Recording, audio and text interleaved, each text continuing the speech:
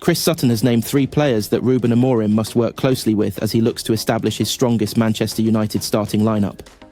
The former Sporting CP boss, who is 5 games into his tenure at Old Trafford, has had a mixed start, with consecutive victories over Bodo Glimt and Everton, followed by losses to Arsenal and Nottingham Forest. The Red Devils are still adjusting to AMORIM's preferred 3-4-3 formation, and they currently sit 13th in the Premier League, 8 points adrift of the top 4. With little time to find the right formula ahead of Thursday's Europa League clash with Victoria Plzen and Sunday's derby against Manchester City, the Portuguese tactician has been rotating his side in search of his best XE.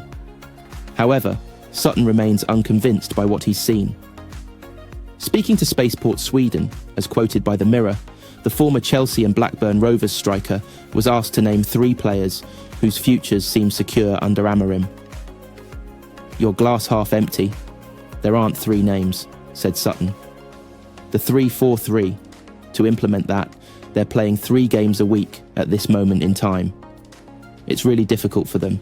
It's not surprised me, the fact that the first real test they came up against, set-piece Arsenal. And then at the weekend, Forest, who have had an excellent season. They've found it difficult, and so I don't think anything has greatly changed. There's a guy who's coming, and he just needs patience, and he's trying to find the right formula. So, there is that aspect, and that's not easy. This isn't his mess. It's just a mess he's inherited, and he's trying to clear up, added Sutton. I think Bruno Fernandes, he'll find a role for him somewhere. I always think Lisandro Martinez has a bit about him, and Kobbie Mainoo has to be one. I do worry about Christian Eriksen and Casemiro long term. If you're playing the system which he plays, every team needs legs. Mainoo offers more than just legs, but you need that athleticism. I think the jury's out on a lot of players. I'm glad you didn't say 5 names. United are already making changes, with Marcus Rashford among those they are reportedly open to offers for in the January transfer window. Sir Jim Ratcliffe is keen to reshape the squad, with Casemiro and Eriksen likely to be moved on at the end of the season, while Harry Maguire, Victor Lindelof and Johnny Evans also out of contract in June. AMORIM believes he can get the best out of the squad he has inherited from Erik Ten Hag, given time. After the defeat to Forest, the United boss said, "You have to continue your job, doing the same things, being really convinced of your way." I'm really convinced of that. It's really hard to lose games. I know the public and the fans want to win. It's a long time without winning, without that feeling. We're in a long journey, and we're going to do it.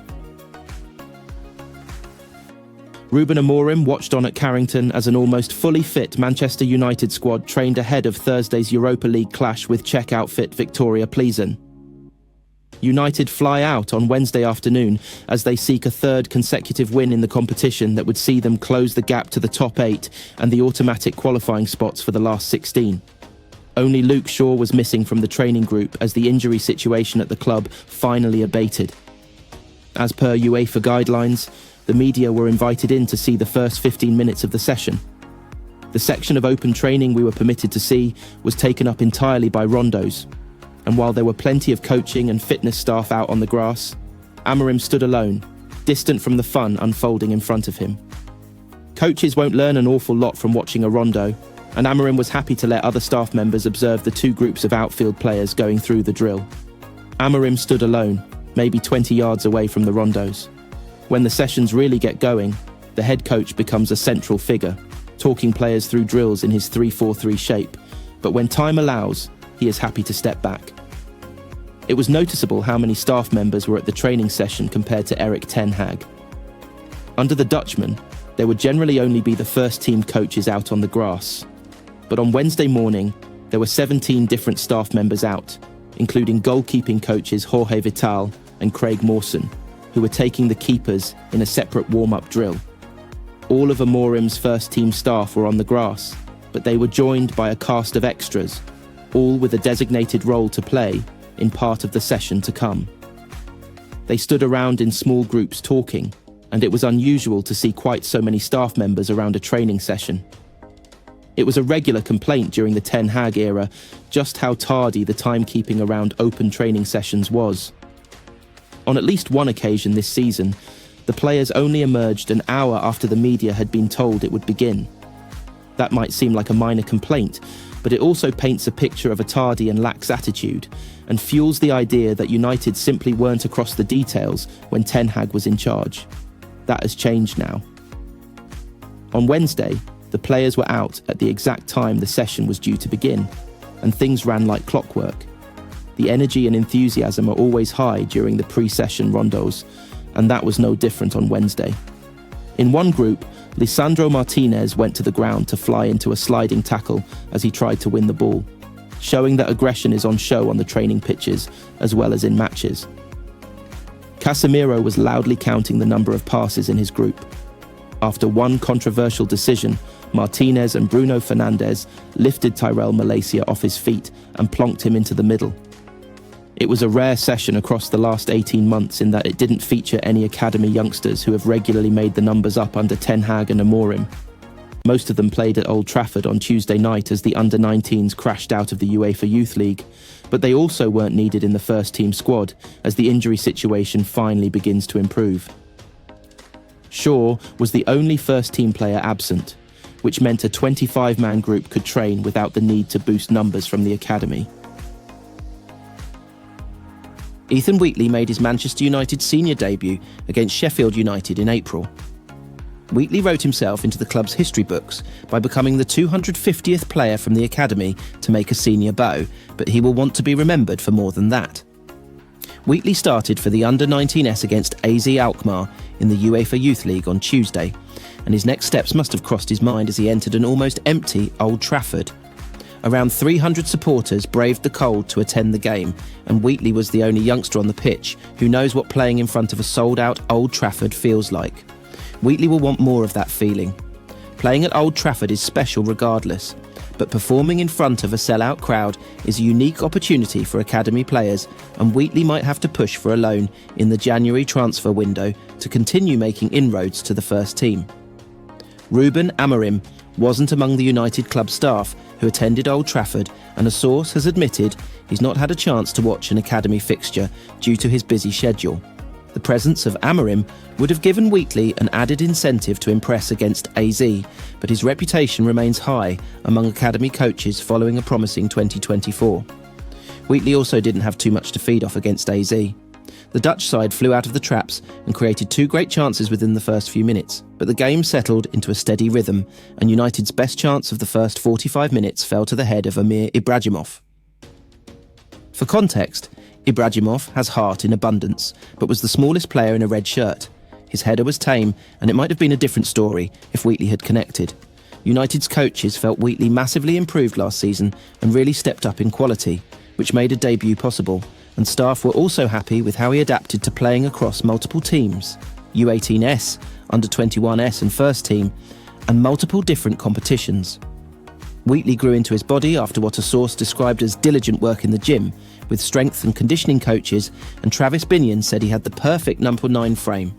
AZ are renowned for developing players in the Netherlands, and their U19s are a physical side. Their players look to have a height advantage, but Wheatley was the anomaly for United. Wheatley has physically matured, but there are still aspects he needs to improve, which is the case for any youngster, and that was highlighted in the second half when he powerfully burst toward the Stretford end and lost the ball when he could have beaten his man and produced a shot. United were still searching for a breakthrough at that stage, and the game was goalless. United goalkeeper William Murdoch had made 2 superb saves at the beginning of the match to deny AZ from taking an early lead, and neither side looked capable of producing a decisive moment. Wheatley was working off scraps and looked frustrated when the hour mark arrived. He will benefit from a loan in January and should be among those at the front of the queue to leave. AZ won 2, one in the first leg of the tie, and United needed a goal, otherwise they would crash out of a competition which they earned qualification for by winning a treble last season. Chido Obi Martin was introduced from the bench for the final 10 minutes. Obi Martin and Gabriele Biancheri replaced Wheatley and Jadon Sancho, and the changes represented the last throw of the dice from Adam Lawrence as his side inched close to exiting the Youth League. AZ defended brilliantly throughout the game, and not even Obi Martin could pull the rabbit from the hat. United's best player on the night was Murdoch in between the sticks, and it says a lot when your keeper is your best player. Nonetheless, Lawrence will still be proud of his players. United only qualified for the competition because their U18s were the champions of England last season, and that shouldn't be forgotten because it was a remarkable achievement. Manchester United are reportedly open to selling Marcus Rashford ahead of a potential overhaul under RUBEN AMORIM. The Telegraph have claimed that United finding a buyer in January for Rashford is remote due to his huge wages. However, it is said that a summer move to Saudi Arabia is an option, while French champions Paris Saint-Germain have also been linked. Rashford has had a mixed season so far, with moments of brilliance intertwined with the odd, poor performance, which has led to heavy criticism in some quarters. The academy graduate's work rate has often been questioned, although the same could be said for several underperformers in United's squad. The 27-year-old has been unfairly singled out on some occasions, with no one player behind United's decade of struggle. However, there are several reasons why selling Rashford may benefit the Reds, with 3 listed below the obvious reason. Due to his homegrown status, his sale would represent pure profit, giving the Reds some flexibility with PSR to improve Amorim's squad next summer. United have squeezed past the league's financial rules to avoid a potential points deduction, so they cannot hope to significantly strengthen their team without big money sales. United have been notoriously bad at selling, but in Rashford they may have an excellent opportunity to claw in some much-needed cash. Rashford has made a good start under Amorim, but there is still a debate over whether he will fit into the Portuguese's team when he gets the players to suit his system. The academy graduate is not a no-10 or a wing-back, and has never convinced as a striker. United need players who will fully buy into their system. More so, it would make little sense to stick with someone who doesn't fully fit into what Amorim is trying to do. Is Rashford good enough to help United compete for Premier League and Champions League titles? The jury is still very much out on that one. That's not to say he isn't a fine player on his day, but does he have the overall package and consistency to be a top forward in a team winning the game's biggest prizes? There are too many doubts to prevent him from staying if United are to return to their former glory. Manchester United's famed training ground Carrington has become a hive of activity and innovation as RUBEN AMORIM unveils a series of tactical adjustments ahead of their crucial match against Victoria Pleasant. The air is thick with anticipation as players old and new adapt to the manager's visionary plans, aiming to translate their training ground chemistry into a dominant display on match day. Ten Hag, known for his meticulous approach, has focused on bolstering United's defensive structure while simultaneously fine-tuning their attacking transitions. Emphasis has been placed on quick ball recoveries, precise passing sequences, and exploiting spaces on the flanks, a strategy aimed at breaking down Victoria Pleasant's defensive resilience. These changes are designed to maximise United's pace and technical superiority. Standout performers in training. The recent sessions at Carrington have highlighted the progress of several key players. Zarkazay, the emerging academy star, has showcased his versatility and composure, earning praise from the coaching staff. His sharp movements and decision-making are poised to surprise opponents. Matthijs de Ligt, a pillar of strength in defence, has brought leadership and tactical awareness to United's backline. His ability to anticipate and neutralise threats is expected to be a key asset. Alejandro Garnacho, the dynamic winger, has been in scintillating form. With his electric pace, pinpoint crossing and eye for goal, he could prove to be the game-changer United needs. Amorim's influence. Now, assistant coach RUBEN AMORIM has been instrumental in these preparations, bringing his unique tactical insights to complement RUBEN AMORIM's vision. His focus on situational drills and set-piece strategies has been lauded for its effectiveness in sharpening the team's edge. A squad united. The players are buying into the manager's philosophy, and the camaraderie within the squad is evident.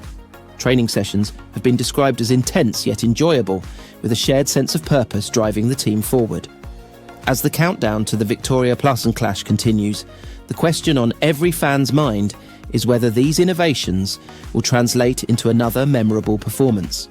With Carrington buzzing and the squad firing on all cylinders, expectations are high for Manchester United to deliver under the lights.